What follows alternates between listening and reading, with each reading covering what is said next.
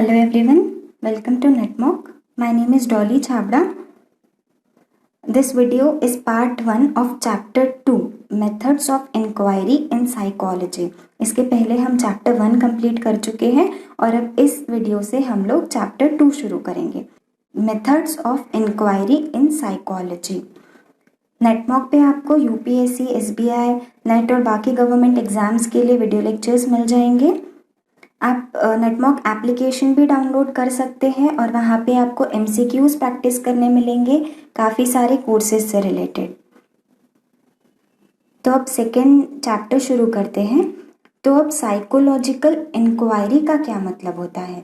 Psychological inquiry मतलब जैसे बाकी साइंटिफिक रिसर्च होते हैं वैसे ही साइकोलॉजिकल इंक्वायरी होती है, मतलब साइकोलॉजिकल रिसर्च होते हैं, राइट। तो रिसर्च का जो भी एम होता है साइंस में, वही एम जो है साइकोलॉजी में भी होगा।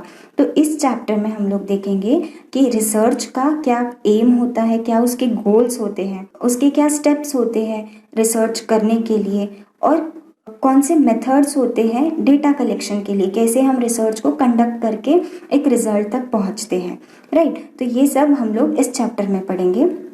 तो स्टार्ट करते हैं गोल्स ऑफ साइकोलॉजिकल इंक्वायरी से। तो गोल्स मतलब क्या? एम। तो कोई भी रिसर्च या साइकोलॉजिकल इंक्वायरी का क्या एम हो सकता है? तो यहाँ पे एम है description, prediction, explanation, control and application. तो एक एक करके इन सबके मतलब हम समझते हैं। डिस्क्रिप्शन, डिस्क्रिप्शन मतलब किसी भी चीज़ का विवरण, राइट, वर्णन करना। तो जब हम लोग किसी बिहेवियर को या किसी फिनोमेना को, किसी इवेंट को हम डिस्क्राइब करते हैं, मतलब अच्छे से उसकी स्टडी करते हैं कि वो फिनोमेना एग्जैक्टली है क्या, या वो बिहेवियर एग्जैक्टली है क्या, या जो बिहेवियर्स है अलग अलग बिहेवियर्स में कैसे हम लोग डिस्टिंग्विश करते हैं, कैसे एक बिहेवियर दूसरे बिहेवियर से अलग होता है, ये सब देखना डिस्क्रिप्शन में आता है। इसमें फिर जब हम बिहेवियर की स्टडी कर रहे हैं या जब हम डिस्टिंग्विश करने की कोशिश कर रहे हैं तो हमें बिहेवियर्स को रिकॉर्ड करना होता है कुछ मेथड्स यूज़ करके। वो मेथड्स क्या होती है ये हम लोग बाद में देखेंगे, बट बिहेवियर को अच्छी तरीके से ऑब्जर्व किया जाता है, रिकॉर्ड किया जाता है, प्रॉपरली नोट किया जाता है। अब जब हम डिस्क्रिप्शन की बात करते हैं तो डिस्क्रिप्शन में एग्जाम्पल आ सकता है कि कोई अगर रिसर्चर है जो कि रिसर्च कर रहा है और उस रिसर्च का उसका एम है कि उसे स्टडी हैबिट्स, स्टूडेंट्स में कैसी स्टडी हैबिट्स हैं उसे ऑब्जर्व करना है। स्टडी हैबिट्स मतलब उनकी पढ़ाई की आदतें, right, observing study habits among students. तो जब स्टडी हैबिट्स की वो बात करें तो उसमें क्या कुछ आ सकता है? काफ़ी सारे बिहेवियर्स हमें देखने को मिल सकते हैं, जैसे क्लासेस रेगुलरली अटेंड करना, स्कूल रेगुलरली अटेंड करना, असाइनमेंट्स टाइम पे कंप्लीट करना, होमवर्क टाइम पे कंप्लीट करना, प्रॉपरली एग्जाम के पहले प्लान करना, अच्छे से पढ़ाई करना, रिवाइज करना डेली बेसिस पे चीज़ों को। सो ये सब क्या है? स्टडी हैबिट्स में आती है। और जब भी हम रिसर्च की बात करते हैं तो रिसर्च में जैसे स्टडी हैबिट्स ऑब्जर्व करने की बात की है, तो रिसर्चर का काम होता है कि उसे स्टडी हैबिट्स का मीनिंग बताना पड़ेगा, मतलब उसके लिए, रिसर्चर के लिए स्टडी हैबिट्स का मतलब क्या है वो एक्सप्लेन करना। इसे हम ऑपरेशनल डेफिनेशन कहते हैं, राइट। अब यहाँ मीनिंग डिफाइन करना क्यों ज़रूरी हो जाता है? क्योंकि for example regularly class attend करना, तो अब रेगुलरली का मीनिंग इसके लिए क्या है, रिसर्चर के लिए क्या है? हो सकता है रेगुलरली मतलब किसी के लिए हो कि अगर हफ्ते में 6 दिन क्लासेस है तो 6 दिन अटेंड करना, हर हफ्ते 6 दिन क्लासेस अटेंड करना इज रेगुलर। या किसी और रिसर्चर के लिए हो सकता है कि 2 हफ्ते में अगर एक बार मिस भी कर दिया तो भी उसे रेगुलर माना जाएगा, राइट। तो इसीलिए सबके लिए मीनिंग किसी भी चीज़ का डिफरेंट हो सकता है, इसीलिए उसे सबसे पहले जो भी उनका एम है उसका मीनिंग देना ज़रूरी होता है।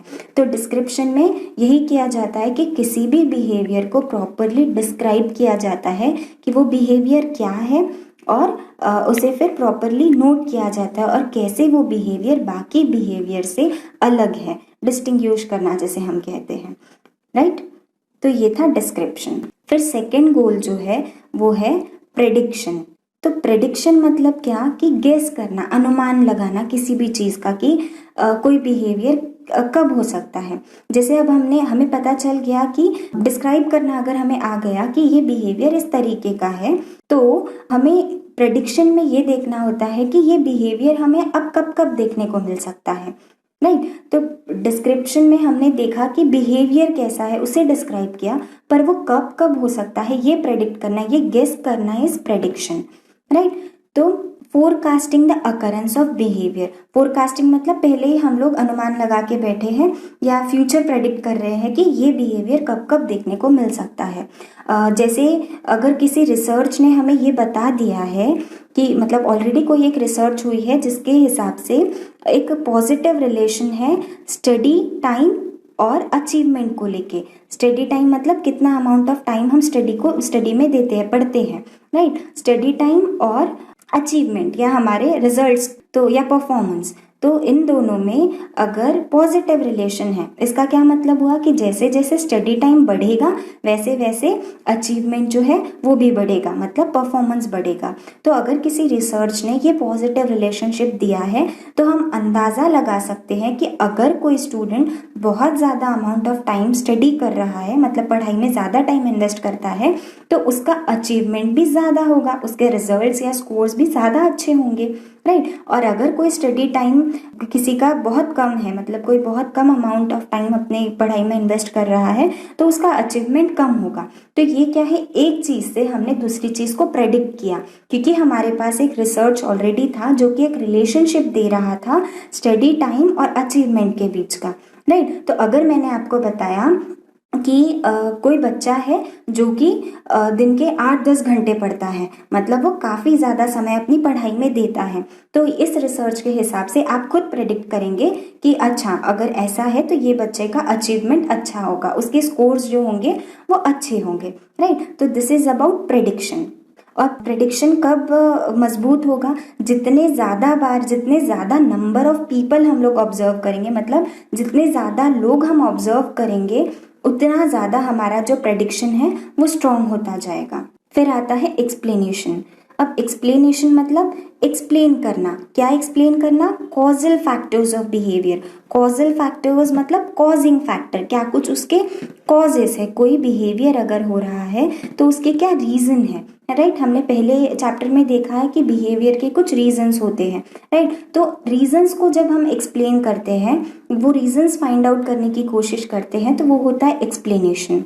तो साइकोलॉजिस्ट जो होते हैं वो बिहेवियर के कॉजेस ढूंढते हैं, और कॉजेस में क्या ऐसा होगा कि कुछ कॉजेस हैं जो कि बिहेवियर को जिसकी वजह से बिहेवियर हो रहा है, मतलब ऐसी कुछ कंडीशंस जहाँ पे बिहेवियर देखने को मिल रहा है, पर ऐसी भी कुछ कंडीशंस जहाँ पे वो बिहेवियर देखने को ना मिले वो भी फाइंड आउट करना साइकोलॉजिस्ट का काम होता है। और वही एक्सप्लेनेशन में भी आता है कि कंडीशंस, ऐसी कंडीशंस जिसमें हमें बिहेवियर देखने को मिलेगा और ऐसी कंडीशंस जिसमें हमें वो पर्टिकुलर बिहेवियर देखने को नहीं मिलेगा। अब एग्जाम्पल इसका हो सकता है कि कुछ बच्चे होते हैं जो क्लास में बहुत अटेंटिव होते हैं, कुछ बच्चे होते हैं जो अटेंटिव नहीं होते, जो ज़्यादा क्लासेस अटेंड नहीं करते।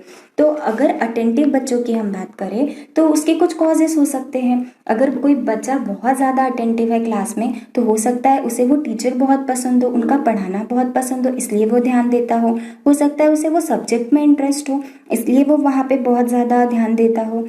और जब हम यही दूसरे बच्चों की बात करें जिनको ज़्यादा जो अटेंशन क्लास में नहीं देते, तो हो सकता है उनका खेल में ज़्यादा मन लगता हो, राइट। तो ये सब क्या, ये सब कॉजेस ढूंढ रहे हैं हम लोग। कॉजेस क्या कुछ हो सकते हैं, क्या कुछ कारण हो सकते हैं किसी बिहेवियर के, वो ढूंढ रहे हैं, राइट। तो यहाँ पे इसका गोल क्या होता है, टू आइडेंटिफाई द डिटर्मिनेंट्स और antecedent condition to establish cause effect relationship. अब यहाँ पे डिटर्मिनेंट्स या एंटीसीडेंट कंडीशन मतलब क्या, कि जो बिहेवियर हमें दिख रहा है उसके पहले जो भी कंडीशन है, किसी कंडीशन में वो बिहेवियर देखने को मिलता है, तो जो वो कंडीशन है उसे एंटीसीडेंट कंडीशन बोलेंगे।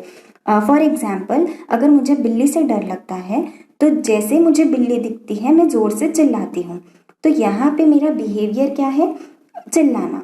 और एंटीसीडेंट कंडीशन इज बिल्ली का दिखना, क्योंकि बिल्ली से डरती हूँ तो बिल्ली जैसे दिखी वैसे मैंने चिल्लाया, वरना मैं जोर से चिल्लाऊंगी नहीं नॉर्मल कंडीशंस में, बट बिल्ली दिखना ये एंटीसीडेंट कंडीशन है मेरे चिल्लाने के लिए, राइट। तो ये सब कॉज हमको फाइंड करना, आइडेंटिफाई करना एक्सप्लेनेशन का गोल होता है, एम होता है, राइट। और यहाँ पे लिखा है to establish cause effect relationship. अब कॉज इफेक्ट रिलेशनशिप का क्या मतलब होता है कि कोई भी बिहेवियर जो हमें दिख रहा है, मतलब अब हम लोगों को कॉजेज ढूंढने हैं, क्या कारण हो सकते हैं, और वो कारण की वजह से जो रिजल्ट देखने को मिलता है वो होगा इफेक्ट, ठीक है। तो ये कॉज इफेक्ट रिलेशनशिप हमें फाइंड आउट करना एक्सप्लेनेशन में का पार्ट होता है। जैसे हमने इसके पहले देखा कि अगर किसी रिसर्च ने बताया है कि पॉजिटिव रिलेशन है स्टडी टाइम और अचीवमेंट में, राइट। तो ये क्या है, स्टडी टाइम और अचीवमेंट में हमने कॉज इफेक्ट रिलेशनशिप निकाला है। I hope it's clear. फिर इसके बाद का गोल है कंट्रोल। अब कंट्रोल मतलब क्या, control the behaviour by making changes in causing factor. अब हमको पता चल गया कि क्या कुछ कारण है जिसकी वजह से वो बिहेवियर देखने को मिल रहा है, राइट। मतलब उसके कॉजेस पता लग गए हैं। तो अब कॉजेस को में थोड़ा सा कुछ चेंज लाके उनको थोड़ा अल्टर करके हमें किसी बिहेवियर को कंट्रोल करना। अब देखो बिहेवियर इस टाइप के हो सकते हैं, कुछ बिहेवियर ऐसे हो सकते हैं जो कि बहुत ज़रूरी है, जैसे कि पढ़ाई में अच्छा टाइम इन्वेस्ट कर रहा है कोई, अगर अच्छी तरीके से पढ़ाई कर रहा है तो ये अच्छा बिहेवियर है। तो इसमें भी कंट्रोल क्या होगा कि ये जो बिहेवियर है इसे मेंटेन करके रखना, राइट। और अगर कोई बहुत कम पढ़ाई करता है तो उसे पढ़ाई का जो समय है वो बढ़ाना चाहिए। और अगर कोई बहुत ज़्यादा पढ़ाई करता है, अपनी नींद सैक्रिफाइस करके, भूख सैक्रिफाइस करके अगर सिर्फ पढ़ता ही रहता है, तो उसे उस बिहेवियर को भी कंट्रोल करना ज़रूरी है, उसे कम करना ज़रूरी है। इसीलिए जब हम कंट्रोलिंग द बिहेवियर की बात करते हैं तो उसमें 3 चीज़ें आएगी कि कोई अगर बिहेवियर ज़रूरी है या ठीक से चल रहा है तो वो बिहेवियर हमेशा ठीक से चले या हमेशा दिखे, उसे मेंटेन करके रखना, है ना, so that it happens again. तो वो होगा एक चीज़।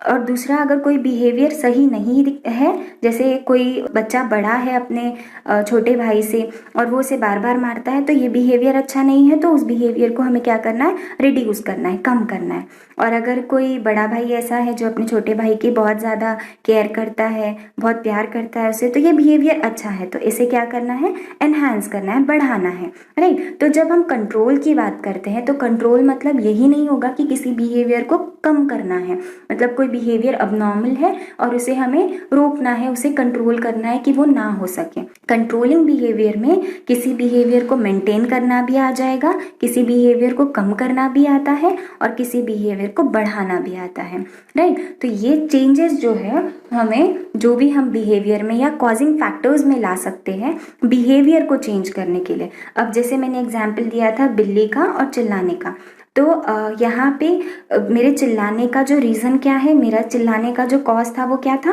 बिल्ली का दिखना। तो अब इसे कैसे कंट्रोल किया जाएगा कि बिल्ली का दिखना अवॉइड करना, मतलब मुझे अगर पता है यहाँ बिल्ली रहती है तो वहाँ मैं ज़्यादा ना जाऊँ, मतलब बिल्ली ज़्यादा मुझे दिखेगी नहीं, बिल्ली से दूर रहना। तो उससे क्या होगा, कॉज दूर रहेगा तो जो इफेक्ट था उसका, मतलब जो चिल्लाने वाला बिहेवियर था वो भी दूर रहेगा, वो कम होता जाएगा। So this is about control कि कैसे किसी बिहेवियर को हमें कंट्रोल करना है, राइट। फिर उसके बाद गोल है एप्लीकेशन। अब ये साइंटिफिक इंक्वायरी या साइकोलॉजिकल रिसर्च ये सब हम लोग करते क्यों हैं, सिर्फ बुक्स में लिखा रहे उस सब के लिए तो नहीं होता ये, राइट। तो ये किस लिए होता है कि ये हम कहीं ना कहीं अपनी लाइफ में उसे अप्लाई कर सके, राइट। अप्लाई करने से क्या होगा कि पॉजिटिव चेंजेस आने चाहिए लोगों की लाइफ में। तो पॉजिटिव चेंजेस लाने के लिए उसे अप्लाई करना, या जो भी रिसर्च हमें मिला है, जो भी रिसर्च करके हमने फाइंड आउट किया है, उसको जब हम डिफरेंट सेटिंग्स में अप्लाई करेंगे उसे एप्लीकेशन कहा जाता है। That is application part of psychological inquiry. तो अब ये अप्लाई करने से क्या होता है कि कुछ प्रॉब्लम्स जो होती है डिफरेंट सेटिंग्स में वो सॉल्व हो जाती है। जैसे स्कूल सेटिंग्स में अगर कोई प्रॉब्लम होती है, बच्चे कुछ तरीके से पढ़ नहीं पाते, अटेंशन नहीं दे पाते, तो ये सारी प्रॉब्लम्स को सॉल्व करने के लिए क्या कुछ हम टेक्निक्स यूज़ कर सकते हैं कि बच्चों का अटेंशन स्पैन जो है वो बढ़ाना, बहुत बच्चों के साथ थोड़ा मस्ती के साथ उन्हें पढ़ाना, थोड़ा बीच बीच में उनसे एक्टिविटीज़ कराना जो उन्हें पसंद हो। इससे क्या होगा कि बच्चे अटेंटिव रहने लगेंगे। तो ये सब चीज़ें क्या है, ये रिसर्च फाइंड आउट करके देता है कि कोई दो वेरिएबल्स में कैसा रिलेशन है। अब वेरिएबल्स मतलब हम लोग आगे सब कुछ देखेंगे, पर वही चीज़ें जो चेंज होती रहती है। तो कोई भी दो इवेंट्स के बीच में अगर कोई रिलेशन हमें पता है तो उसे कैसे अच्छे से यूज़ करना सो दैट हमारा बेनिफिट हो सके, हमारा फ़ायदा हो सके। और एप्लीकेशन रिसर्च करके हम लोग क्या करते हैं, न्यू थियरीज बनाते हैं, नए थियरीज बना के, नए कॉन्सेप्ट्स बना के उसे हम लोग अपनी डेली लाइफ में कहीं ना कहीं अप्लाई करते हैं। अब एग्जाम्पल एक देखते हैं, जैसे कुछ रिसर्चेस कहती हैं कि योगा और मेडिटेशन करने से हमारी जो एफिशिएंसी है वो बढ़ती है और जो स्ट्रेस है वो कम होता है। तो अगर हमें रिसर्च से ये पता चला है कि योगा या मेडिटेशन करके हम लोग स्ट्रेस रिड्यूस कर सकते हैं, राइट, तो हम लोग क्या करेंगे, फिर हम योगा और मेडिटेशन करने लगेंगे डेली लाइफ का जो स्ट्रेस है उसे रिड्यूस करने के लिए। तो ये रिलेशन हमें कहाँ से मिला, रिसर्च से। और जब हम योगा मेडिटेशन कर रहे हैं, योगा मेडिटेशन सेंटर्स खुल रहे हैं, मतलब कि क्या है, ये हम कहीं ना कहीं अप्लाई कर रहे हैं उस रिसर्च को, सो दैट लाइफ में पॉजिटिव चेंज आए। So this video was about goal of psychological inquiry, goals of psychological inquiry. तो एक बार रिकैप ले लेते हैं कि हमने ये गोल्स क्या कहते हैं। तो गोल्स में जब डिस्क्रिप्शन की बात करते हैं तो डिस्क्रिप्शन मतलब वो बिहेवियर क्या है, ये व्हाट की बात करता है कि बिहेवियर क्या है, राइट, क्या या फिनोमेना क्या है। प्रेडिक्शन की जब हम बात कर रहे हैं तो हमें ये प्रेडिक्ट करना है कि when will it happen again, ये फिर से कब होगा, राइट। एक्सप्लेनेशन की जब हम बात कर रहे हैं तो हम इसके कॉजेज ढूंढने की बात कर रहे हैं, मतलब यहाँ पे वाई इट इज, ये क्यों है बिहेवियर, उसके कॉजेज ढूंढ रहे हैं, राइट। और जब हम कंट्रोल की बात करते हैं तो हाउ, कैसे उसे कंट्रोल करना है। और जब हम एप्लीकेशन की बात कर रहे हैं मतलब कि हम उसको अलग अलग सेटिंग्स में अप्लाई कर रहे हैं हमारे ह्यूमैनिटी के बेनिफिट के लिए, right. So this was about goals of psychological inquiry. इस वीडियो में इतना ही। आप टेलीग्राम, इंस्टाग्राम, फेसबुक के माध्यम से भी नेटमॉक्स से जुड़े रह सकते हैं। लिंक आपको डिस्क्रिप्शन बॉक्स में मिल जाएगी। Thanks for watching.